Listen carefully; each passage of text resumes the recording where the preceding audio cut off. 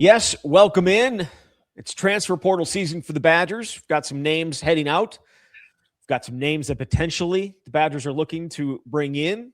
Got plenty to get to with that, Jesse. Also, Big Ten honors last week. We came out after we did our show. I think it's at least notable to mention some of the guys who got all Big Ten honors, and we'll dive into maybe some other things as well. Before we do, as always, we do have a YouTube channel. If you're listening to this, go check it out.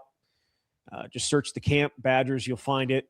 Subscribe, watch our videos up there if you'd like. We'll have interviews from players and that type of stuff. We'll also be posting our episodes of The Swing, which we did post an episode of The Swing earlier this week. So if you're looking for some basketball content in advance of the Nebraska game tonight, go check that out. And if you want the best Badger coverage ever, go to badgerconnect.com.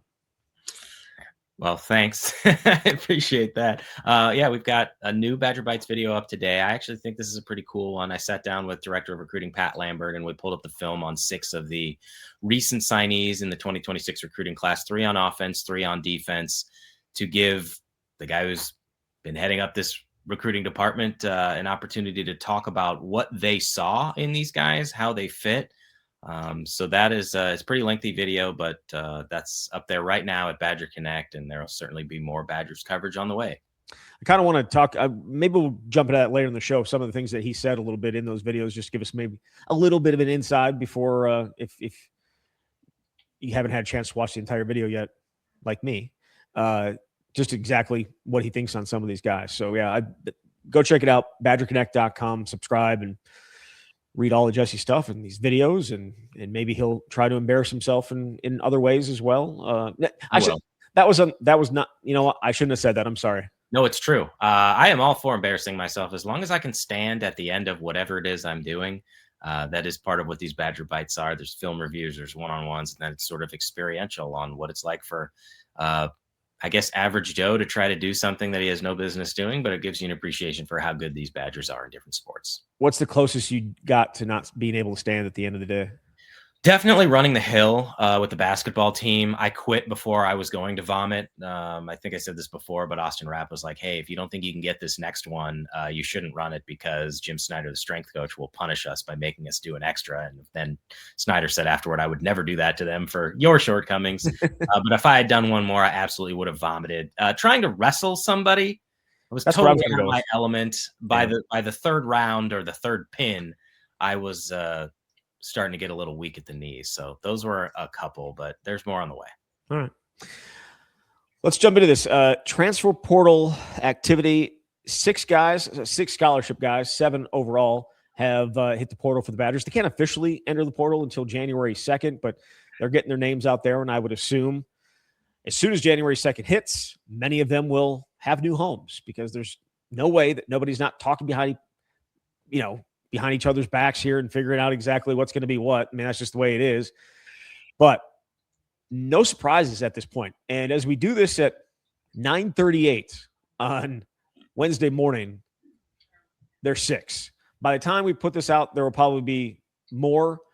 Hopefully not a big surprise that everyone is, oh my God. But based on our history, it's a possibility. But 6 guys, no surprises, but several names that people know, and that would include Taka Curtis, who started parts of this year. I shouldn't say parts of this year, a majority of the year until later in the season when Mason Posa took over, and then Cooper Catalano took over, and then you have Cade Yakimelli as well, a guy who people desperately wanted to see this past year after he averaged like almost 9 yards a carry in 2024, but he could not get that going this year. Got hurt.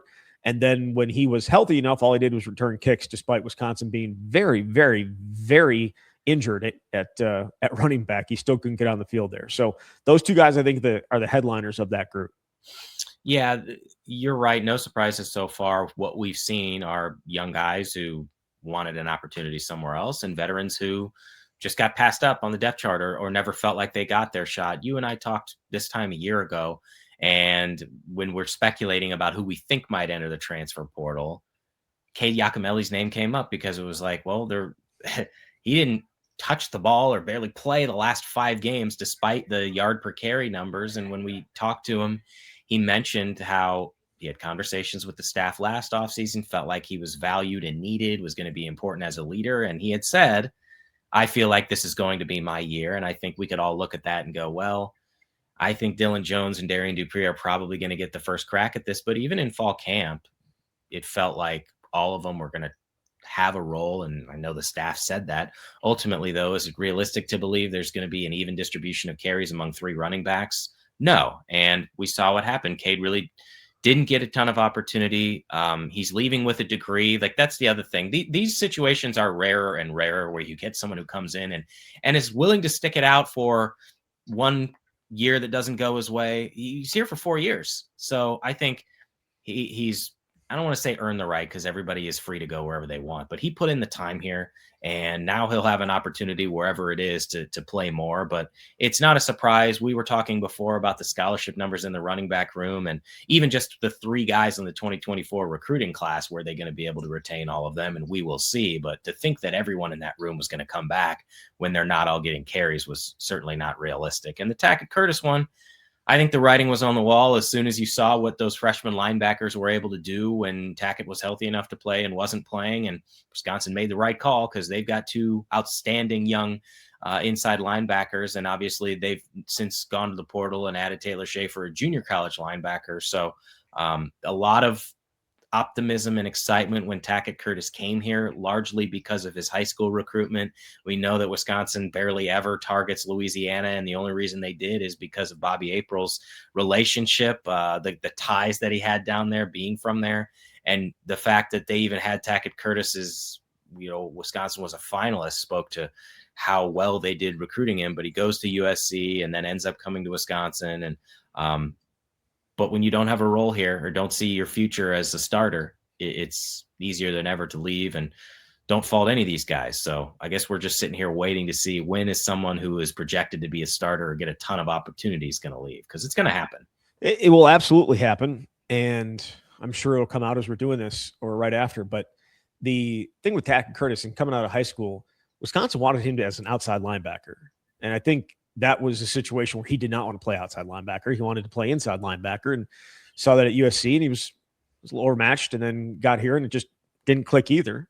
I wonder if he had just been open to the idea of outside linebacker, whether it would have played out better for him, but maybe not. I don't know that it would have worked out better for him at Wisconsin, because Wisconsin's not playing the same way that they did when they were recruiting him, in the way that Bobby April would want to use him.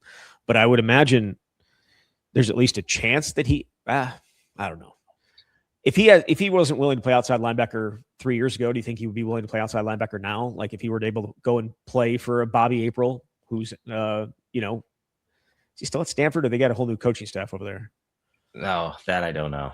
Yeah. So I would say, well, at a certain point in your career, what matters most? Is it playing the position that you feel most comfortable, or is it an opportunity if it's going to present itself even at a different position? Obviously, year one for Tackett here was hindered because he had a hernia surgery in the offseason. And we heard Luke Fickell talk about this before the season. I don't really know if he's not one who's going to be talking about how hurt he is. But it obviously was a problem in 2024. And they felt like this year he was healthy. He had more speed.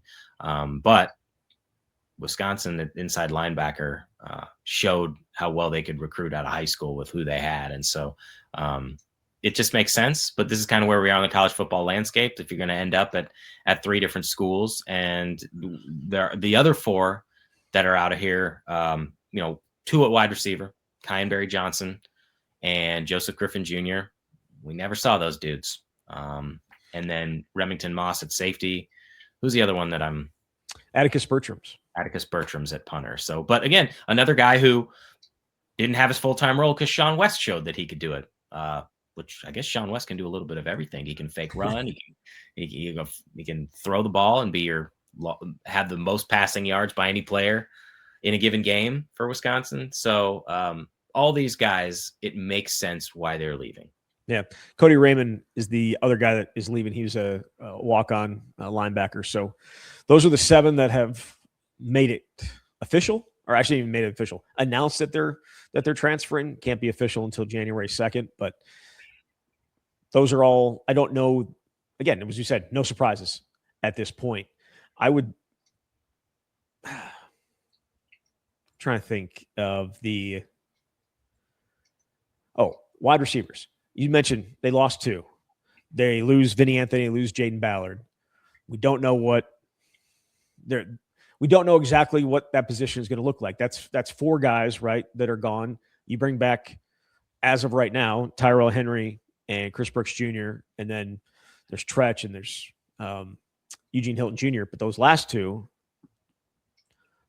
they're certainly, I think there's some uncertainty there as to whether they'll be back as well. The position, I think, is going to get a huge overhaul. We talk about quarterback. We talk about defensive line, offensive line. I think wide receiver is another spot where they're going to have to add, because I don't know that they're going to have the numbers that they want there for sure. No, they don't. Right now, there's 6 scholarship wide receivers. You mentioned those 4, and then there's the 2 guys who just signed, Zion Legree and Keyshawn Tapto. Well, you can't go into a season with 6 scholarship wide receivers and potentially 5 or 4. So absolutely, they're going to add multiple guys at wide receiver. But you go down positionally, and pretty much every position, I think you're gonna have to add. Maybe there's a couple where you don't. I think right now with Tackett's departure, there's 8 inside linebackers. It depends what they get at other positions, but you've only got 3 scholarship quarterbacks. Right now, you've got 5 scholarship running backs. We'll see what that looks like ultimately. But I'd say most of these positions, there's going to be a lot of activity. Right. If those 2 guys were to stay, you still have to add at some point, right? But we'll see how that all plays out. Tight end is another one that they have bodies there, but do they have anybody that they really like? And the lawsuit that Lance Mason, along with a couple other Badgers, are involved in, does that get situated before next season? Could he potentially be back? I don't have faith in it. You don't have faith in it? I mean, I watched the NCAA has lost a ton of cases. They don't lose cases. They haven't lost a lot of cases where it involves like a 6th or 7th year, which is what obviously Nizer Forkery was trying to go for. These guys are looking for a 5th year. And that's the push on the NCAA, who's already said that eventually it is going to be 5 years, 5 years to play 5 years. So, yeah, I mostly just don't have any faith that anything's going to be resolved in a reasonable time frame. Because I watched the Nizer Forkery situation unfold, which is absolutely ridiculous, and we don't need to relitigate. But it would be great for Wisconsin if they could get a guy like Lance Mason back. I would love to know the judge's thought process in just not ruling at all. Like, what is that? You're the one that originally did it. They're asking for I know, again, we don't need to jump into it because it's irrelevant at this point, but it's a lot of BS to do that to a kid. Just give him a decision one way or the other. He's not like, if you decline it or deny it, okay, fine. At least he knows to go an entire season when they're asking for an injunction to avoid irreparable damage and to not get a ruling at all. Ridiculous either way. Yeah. Moving on. Also, guys that Wisconsin potentially could be adding. I think that is where the conversation is with a lot of fans. And the only position that a lot of people are looking at is quarterback. And a couple of names have emerged. There are names that I think a lot of fan bases are probably talking about right now, which is the case. But Colton Joseph from Old Dominion, he is already announced he's in the transfer portal. You have quarterback Kevin Minchie from Notre Dame also ready to hit the portal as well. Those 2 guys, I think there's going to be a ton of teams after both of them. But Wisconsin has said they're going to spend, and I wonder if they're going to spend at that level, because the way that Luke Fickell talked, and again, that's what I'm saying. Like there's going to be so many people again after these 2 guys that the money is going to get to a certain spot where I don't know that Wisconsin is going to be in that conversation, because Luke Fickell has said you can't just spend it all on one guy.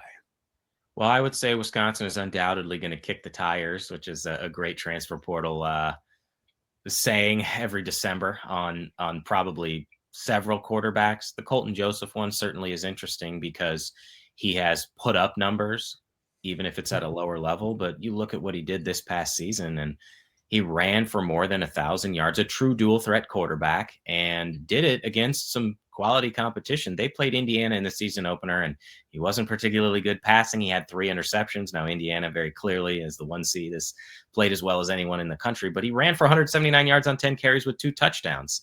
Also played James Madison, a team that's in the college football playoff, and threw 3 touchdowns, a couple picks.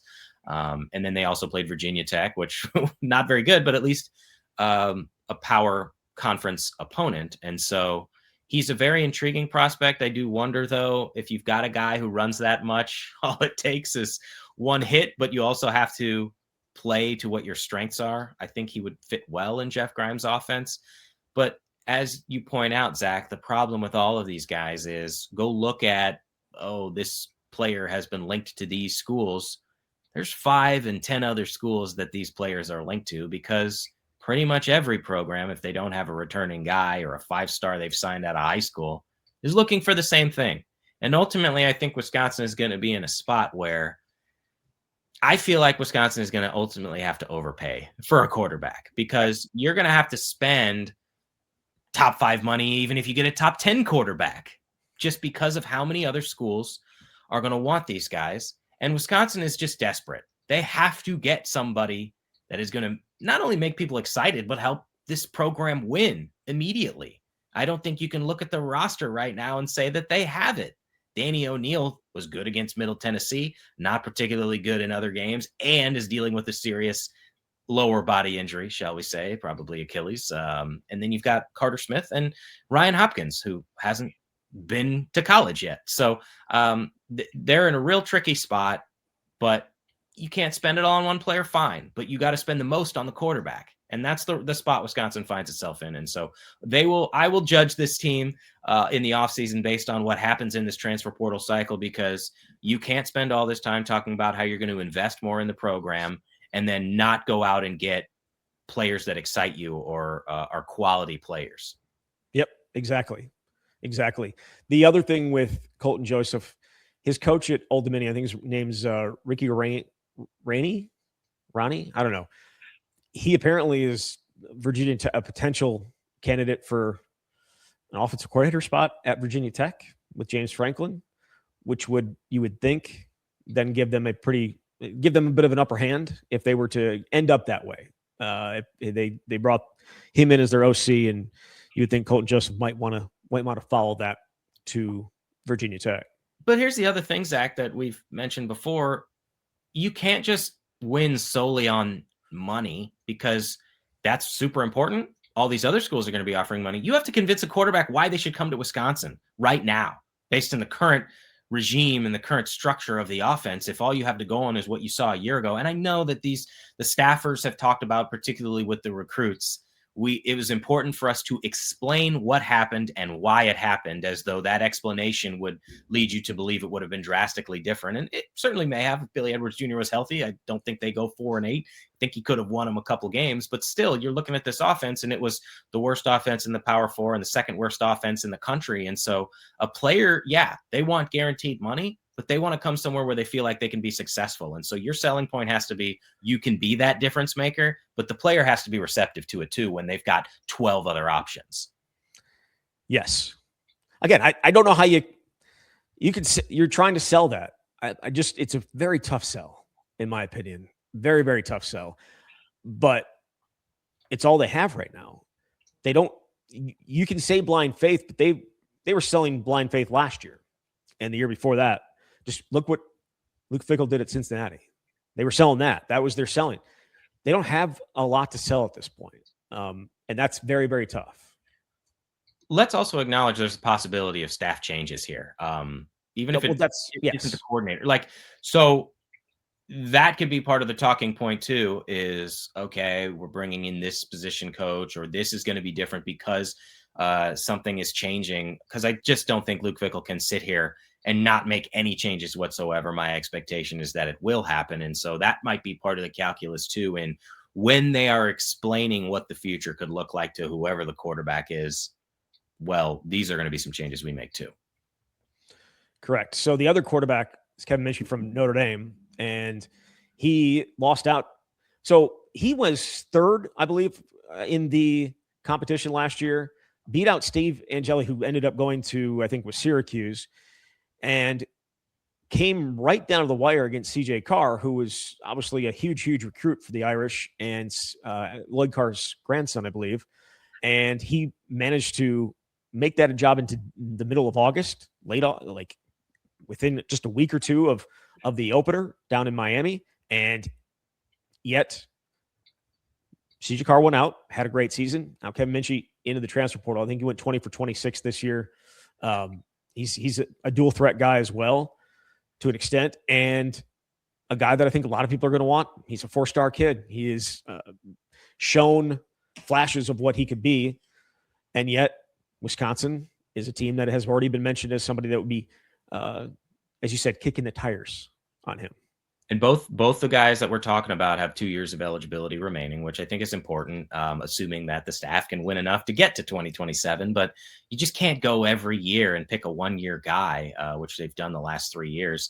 But the challenge with all of this is you can get a proven player either at a lower level, or maybe there's someone like Billy Edwards Jr. I'm mostly talking about that he started at a Big Ten program a year ago. I'm not comparing the skill set that you're trying to bring in, but the Minchie situation is different because he has not played very much. And so you're basing it on potential, and that can be great, but you also don't truly know. And so I think with all these quarterbacks, I do wonder what the discussion is in the financial component. Is it, we are willing to go this high no matter who the quarterback is, or we are willing to go this high for this level of quarterback and we slot a Minchie in at this level?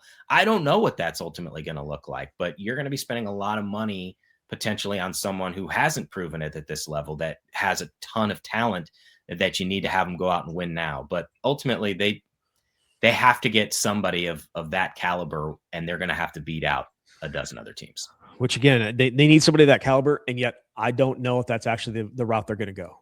Yeah, I have no idea. I mean, all of this is pure speculation. You listen to Luke Fickell and the way he talked about the quarterback room. It can't just be one guy. And if you're going to pay for these guys, that is going to be your one guy. I don't know that you have enough. I don't know that you're going to have enough left over to then spend another one. And why would anybody else want to come here if they don't have? If you're going to pay another guy, it would have to be in the Danny O'Neill category, a guy who's very young, who maybe could be the future. But if you were to get a Ginchie or a Colton Joseph, he's got 2 years left. Who wants to sit behind that for 2 years? It's a very tough situation. But in my opinion, I don't care about the backup. We've seen what happens if you lose your starting quarterback. I don't care. I literally do not care about the backup quarterback. It's stupid. Go get the best quarterback possible, and if he gets hurt, he gets hurt. That's just the way it is. You disagree? No, I don't. I'm sick. I just love how you say it. I don't care about it. I just don't. We've seen that they cannot win with their backup quarterback. They have put money. They haven't put a ton of money into it, but they've made an effort to have a solid backup quarterback the last couple of years. It doesn't matter. It doesn't. Go get the best quarterback you possibly can and cross your fingers that the guy doesn't get hurt for a 4th straight year. I know hope is not a method, but in this sense, it has to be, because you need to win big and you need to put as much money as possible into that position and get the best guy you possibly can. Back up, be damned. You talk about having blind faith, or Luke Fickell talks about having blind faith, and people need to have blind faith in him and this program. At a certain point, the staff has to have blind faith that who they're going to get is going to work out. And I don't know. We still don't know what the quarterback room is going to look like in terms of the guys who could return. But if everybody does, and you were to add another one, then you'd be devoting scholarships to 5 quarterbacks in the class. But yeah, it's hard. It's a hard sell for a second guy if you're going to bring in someone with multiple years of eligibility who's a starter. So I'm with you, Zach. Go and get the best player you possibly can, and then let the chips fall where they may, and maybe spend that money on getting some other players at different positions. If you get hurt, if he gets hurt, he gets hurt. Yeah. I just don't like all the injuries that they've had are fluky. Like Tanner Mordecai broke his hand on a guy's helmet when he was throwing the pass. Tyler Van Dyke had an injury history, but he was running out of bounds. Billy Edwards Jr., I know he said there was nothing to it in fall camp. I know. I'm He said that had nothing to do with him injuring the same knee in the first game of the season, and I'll believe him. But like, they're fluky injuries. I just don't think you can sit there and say, and I guess most injuries are fluky, right? I mean, unless it's the same thing over and over and over and over again. At that point, you're injury prone. I think Ches Malusi told us about that one time. I don't care. Just go get the best guy. Go get the best guy. Go get the best guy. And I know people are probably yelling at their phone or yelling at their dashboard and saying, yeah, we get it. Go get the best guy. I'm going to say it one more time. Go get the best guy. Who cares if he gets hurt? Well, that's as simple as I would care if he got hurt. No, I'm saying who cares? Who cares? You're paying him all this money. Who cares? Like, it's not going to matter. I shouldn't say who cares. It's not going to matter if he gets hurt. We've seen it doesn't matter if he gets hurt. Go get that best guy, build up the offensive line so you can lean on them as well, and have an offense that people actually are afraid of. No one's afraid of an offense with a third and fourth string quarterback or even a second string quarterback at Wisconsin. If you're going to play those guys, we're going to see what happened. We saw that this past year. Defensively, it is what it is. But quarterback, offensive line, and now apparently wide receiver. Those are way up there.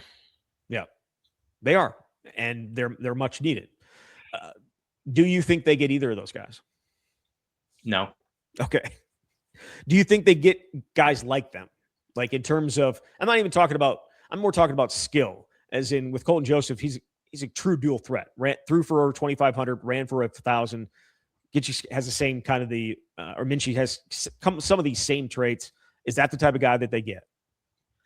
I know I said no to those two players mostly because of how many other schools are linked. But ultimately, despite not knowing all the quarterbacks who are going to be in the portal at this stage, I do think they're going to get somebody in that realm because they have to, because there's still a lot to sell here, even though we're talking about the offense being atrocious. There's still a lot to sell here. I'm not. Where? What are you selling? You are selling. Offensively, what are you selling? No, okay. You are selling a crap ton of money. Okay. You are selling the opportunity to come in and be the day one starter for 2 years or multiple years if it's not a 1-year guy. The thing you have to overcome is how crappy the offense was, but you can sell. I'm not discounting everything we just said for the first 20 minutes, but what I'm saying, there is still a lot that Wisconsin can put on the table for somebody who is a high-level quarterback. As long as you can convince them that something's going to be different this year offensively, you're going to try and sell them on whoever else you're bringing in offensively, because we're talking about all these other positions. And you're going to say, you can start right now in the Big Ten.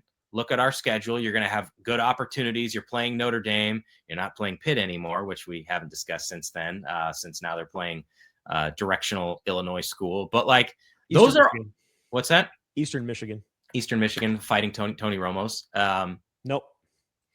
Yeah, Eastern Michigan. Oh, I was thinking Eastern Illinois. What an idiotic thing to say. Directional Michigan school. The point is, I think there's still a lot that Wisconsin can sell a quarterback on, and they're going to pay top dollar. So you have to overcome how crappy the offense was. And I'm not discounting it, but I'm still saying there's a lot you can sell to a quarterback here. So who's he throwing to? To get somebody. Right. It's the money, right? Money is it.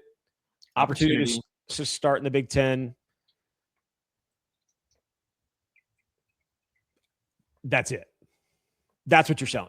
Yeah. That's what you're selling. And again, maybe that's enough for some guys. I think it will be enough for some guys. If the money, but if the money's good enough, it'll be good enough for some guys. But the idea that they have a lot to sell, I think you're overselling it. I'm not. Like, you just told me they still have a lot to offer. Yeah. No, I disagree with, like, I don't think the offense sucked. You cannot deny that. That's a huge aspect to this. And 3 also years of sucking. And also there are other things that Wisconsin can present that I think will be enticing enough to land a higher end quarterback. And I think that they're going to put all their chips into that and spend a lot of money, and that somebody ultimately is going to say, this makes sense for me. So that's kind of where I'm at here. But if they don't get somebody that excites you, and it's not even a top 10 quarterback, they will have failed in this quest. I mean, without a doubt. Yeah, I'm not saying that they're not going to get a guy. I'm just struggling to picture a thing where they have a lot to offer. Like that to me is where I struggle with the idea of it. I'm not saying they're not going to get a top guy What because if I it's think $3 million? What if it's $4 million to come be the starter right now? To that's come, again, that's part of what they have to offer. But you're talking about, I thought when you say a lot to offer, yeah, I think they have money to offer. I'm just saying the other things around it, I don't know are where they're at, where they need to be right now to be like, you have this and you have that. They have not shown the ability to run the ball. They're losing potentially. I mean, they're losing their top receiver in Vinny Anthony, they're potentially losing more wide receivers down the depth chart. They have a hole at tight end right now. Who knows what Lance Mason's going to do? Maybe one of those other guys steps up. Their offensive line is losing 3 starters plus potentially Joe Brunner. I mean, they have, and then a running back spot. Hopefully, getting Atuka sticks around, and then maybe one of the other guys sticks around. Maybe keep them all 3. I don't know. There's a lot of unknown to go along with. I think there's more unknown than what they have to offer. you're making fair points. And I think the thing I want to emphasize is I'm not talking about personnel, which I realize is a huge aspect of this. I'm talking about that they can give him a lot of money, that they can say he can start right away, that he can compete in the Big Ten and try and put on tape whatever that looks like to perform well, and that you can sell whoever you're going to get in the transfer portal, which is essentially what this group sold 3 years ago. And yeah, it didn't work out, but those are the things that you have to sell. I am not defending the offense, and I am not defending the performance and the people that they have right now. And I fully understand that that is a huge component to a quarterback making his decision. But all those other elements, I think, will be enough to convince somebody who is of a high caliber to come, because why are they leaving wherever they are? Okay, maybe they were a starter at a lower level, so they want opportunity at a higher level, or they were not a starter at a high level and want to start right now. Well, guess what? You can do that the second you step on campus at Wisconsin. And I think ultimately that matters, even if the personnel wasn't good. I think there are 15, 16 other schools in the Big Ten that could offer the exact same thing. Absolutely. Plus the fact that they didn't have a horrible offense for the last 3 years. I'm not saying that Wisconsin is going to be able to win over all those other schools, but I think there is a lot that Wisconsin can sell to somebody. Whether that quarterback believes it, we'll see. The word "a lot" is doing a lot in our back and forth. I appreciate. I think it's semantics. I think it's very like, you think the things that they have to offer is a lot. I think it's like money and opportunity. Like that to me, that's it. So that's a lot to me. Yeah. Okay. And again, I understand that. And I get that. And again, I think staff changes will certainly potentially play a part of this as well. If they were to have a different guy come in, perhaps as a quarterback's coach or something like that, and he potentially would bring a guy with him. I'm not saying that that's what's going to happen, but when you have coaching changes and you have relationships with guys, there's the possibility for that. We have no idea how this is going to play out. And that is the craziness of college football every year, right? Like, you just don't know exactly how each person, or I should say each team, is going to address their needs. And it feels like everything gets ratcheted up a notch every single year. And is Wisconsin ready for that? They have told us they are, but they have told us a lot these last 3 years that hasn't actually come about. So I think it's very much wait and see. And it's semantics in terms of what they have to offer. But I will say that they need to, and I think we agree on this, spend a lot of money to get a guy in here that can win games for you. I don't care. I don't care about the backup. Anything else you want to talk about transfer portal wise? Nah, quarterback's the sexiest position and frankly the most important right now. Easily the most important. All right, wanted to hit on a couple all Big Ten honors, and we'll touch on the Pitt game as well. Mason Posa, who did not start until late October, I believe the Oregon game was his first start, earned second team all Big Ten honors from the coachings. That's insane to me. And this isn't like, the media would be one thing because he got a lot of pub media wise, but the coaches singling him out, that says something in an 18-team league for a true freshman who didn't start until the final 5 games of the season to come out and be that guy. Ridiculous. I'm guessing the coaches of those 5 teams all voted first team now. And probably not, but yeah, obviously it says a lot about his talent and what he accomplished in a short time frame. The fact that he could play so well that late in the season, and the same with Cooper Catalano, that you can take a multi-year starter out of the lineup to the point that he transfers out, says a lot about how good that young talent is. So there's not as many of those guys, but if you want to talk about what you can sell to somebody, there is some young talent there that's going to be the foundation here. Yeah, so I misspoke there. Third team all conference by the coaches, honorable mention by the media. There were several other guys that earned recognition as well. Christian Allegro was a consensus honorable mention pick. Daryl Peterson, Mason Rager, both honorable mention by the media. Ricardo Hallman, a consensus honorable mention pick, and Vinny Anthony, an honorable mention pick as kick returner. On the offensive side of the ball, slightly less honors there. Joe Brunner, and an honorable mention pick, but Lance Mason was the second team tight end. I believe that was the media. He also earned honors from the coaches as well. Riley Nowakowski, second team All Big Ten tight end, which is kind of crazy as well. He had a really good Big Ten championship game too, as Indiana pulled that upset. Were you? I'm guessing you probably weren't even watching that late on a Saturday night. Sure wasn't. Not going to pretend I was. Was in a bar at the time, and there were people everywhere cheering for Indiana, and I was pulling for Ohio State just because we picked them. So had to explain that little thing. But the picks thing, oof, very, very tough scene for you. Yep, I disappointed everybody. I think no one came to a consensus on what I should be, so I think I've got a costume in mind. I'm just going to do it. What is it? Well, I'm not going to say until you see me in it. You're not going to tell me? Well, yeah, maybe when we're not recording. Okay.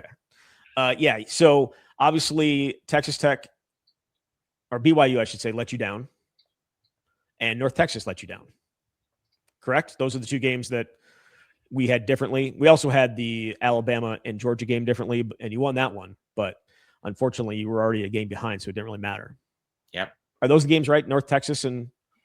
Yeah, I was in a hole there after the North Texas one, so I needed to go 2 for 2 on Saturday, and that is not what happened. It happens. It was fun. It was fun, though, because we were sitting next to each other at the basketball game and seeing that Texas Tech score, and I just kept on turning my computer your way to take a look. Hey, look at this. It was looking good there until midway in the second quarter, but this is why I don't gamble. I just don't have the money to lose. We were both under 500 for the year. I don't think either of us will be quitting our jobs to all of a sudden start just going to Vegas or going to the sports book and sitting there all day and betting games. I don't know that's in our future. The other one thing that you mentioned earlier was the Pitt game, and it being, I guess, mutually agreed to get rid of that game and now being replaced by Eastern Michigan. Part of this, I think most of it actually, is Pitt the ACC adding a ninth conference game. And so something had to happen. And it never made sense for Wisconsin to have two Power Five or two major conference teams. I guess Notre Dame, not major conference, but you know what I'm saying, like major programs on their schedule in the same year. So it kind of worked out for Wisconsin that they'll get Eastern Michigan, and you would hope you get out of, or at least start September 2-1 like you did this past year. Yeah, I'm sure Wisconsin wasn't broken up about this arrangement. And they're still going to play in Ireland to start next year. Yeah. You go from playing a team that finished this season 8-4 to one that finished 4-8, and that's a mid-major. And it just, it doesn't make any sense for them to play two high-end teams in the non-conference season when you consider that you're playing 9 conference games in the Big Ten and how good that league is and how beat up you're going to get. So you want to put yourself in the best position possible. I still think it matters to play a marquee non-conference game most of these years. Yeah. But to do 2 quality opponents just, doesn't make a lot of sense. I will say the home schedule takes a bit of a hit with that one, though, right? You get Western Illinois, Eastern Michigan, Michigan State, Rutgers, Minnesota, USC. That home slate, compared to what it has been the last 2 years, sucks. I don't even who's the marquee opponent? USC, I guess. Mm-hmm. USC, and you get Minnesota. You can drive 2.5 hours to Lambeau for the Notre Dame game. Right, but there's going to be just as many Notre Dame people there as there are Wisconsin people. It's not going to be, and I think LSU brought a ton. Notre Dame's going to bring even more. Yeah. Right? Or no? Oh, yeah. They will. So I don't have a problem with it at all that they drop that. They need to get as many wins as they possibly can, and they need to get off to a solid start. I said 2-1. Obviously meaning they lose to Notre Dame, not to Western Illinois. I'm not going to say they beat Notre Dame and then lose to Western Illinois, but you never know. Western Illinois actually put up a game last time they played them. What year was that? Melvin Gordon, I think it was 2014. Was that game 2 when Melvin had just a handful of rushing yards and was like, well, Heisman Trophy's out of the discussion here. But they I feel like they put 13 guys in the box. I know that's not allowed, but it felt that way. That was the game that Tanner McElroy set the record for consecutive completions. Just a bunch of ammo screens, like 17 completions in a row. Yeah, to Alex Erickson. Yeah. But yeah, I think Melvin had like 37 yards in that game. And it was really low, but he ended up with like a bunch of catches in that game too. It was weird. Now I have to go find it real quick. It felt, and I remember talking to him the next week, and he was obviously pretty down about it, but it turned out okay. He ended up running for 2,587 yards. Did you get your Heisman vote in? Yes, I did. Do you want to share with the people what you did? No, I'm kidding. I'm not allowed to. Yeah, don't. 17 carries, 38 yards against Western Illinois. He also had 4 catches for 22 yards and a touchdown. That 38 yards was one of only 2 times he got held under 100 yards that year. The other time coming in the Big Ten championship game when they got blown out 59-0. So there was that. Anything else that you wanted to hit on? I think maybe just touch briefly on the video that we shot. Oh yeah. Sorry. Go ahead. Well, I mentioned we did. So I've said this before. We try to run these Badger Bites videos every Wednesday and try to do some different things that you can't get at other places. And so I sat down with Pat Lambert and we watched the film on 6 of the signees, 3 on offense, 3 on defense. So for offense, we went with quarterback Ryan Hopkins, Fat Boy Wiggins, Quantavious Wiggins at running back, Keyshawn Thibodeau at wide receiver, and then defensively we looked at Yaya God, who's coming in as an edge, DJ Ba, who's an interior defensive lineman, and then Donovan Dunmore, who's a cornerback. And obviously when you're watching highlights, you're seeing the best of what these guys can do. But I do think we hammered the staff for the recruiting class a week ago, rightfully so, because you end up with 13 guys when the original plan was 18 and you lost on your big target guys. That doesn't mean the 13 that they've signed are terrible. I mean, there is a lot of talent there. And so that's kind of what we broke down is, well, what did they do well and why will they fit? And certainly Ryan Hopkins is the best wide receiver crew in the country, but he also dropped them in some really tight spots against multiple defenders all the time. And he's a true dual threat guy who ran a 10.66 100. And so there is a lot to like, but you just never know if these guys are going to come in and be impact playmakers. Wisconsin desperately hopes so. Luke Fickell talked about this notion of draft picks and how you're among a select few, and we're not going to sign you if we don't think you can play early. But very few true freshmen come in and play. So the hope from this staff, at least, is that a few of these guys will emerge. But when you're looking at the best highlights that they can offer, they look pretty good. So does everyone else. Yeah. Go check it out. You said it's a bit of a longer one, so you get a little bit more to it. A little bit more in depth. Yeah, it's like 28, 29-minute video. Nice. But if you're looking at 6 prospects and you're talking about each of them for 4 or 5 minutes, it can add up. But if you just want to get a feel for who some of these guys are and what Wisconsin saw in them, I think it's a neat window into the guys that you're going to be seeing on campus very soon, because most of these dudes are here in January as early enrollees. I think there's 10 of the 12, or I should say, is it 10 of 13? Yeah, I mean, I don't 11 or 13. I think it's double digits. Yeah, it escapes me whether Watts, who they signed late that night and was announced the next day, is going to be an early enrollee. But on the initial sheet we got that had a dozen guys, 10 of those 12 were going to be early enrollees. So most of these dudes are going to be here. Yeah, and it's a huge benefit. I think if a guy like Mason Posa had come in January, he would perhaps starting the entire year. Then again, Christian Allegro's injury kind of opened up the door for him a little bit as well. So we'll see. All right, Jesse, we'll be back later this week. and probably have some more guys to talk about in the transfer portal, and maybe some more targets that the Badgers will be looking at as they try and build this roster back up after a rough 4-8 season. Jesse, thank you very much. Thanks, Zach. All right, there he is. Jesse Temple from Badger Connect. You've been listening to The Can.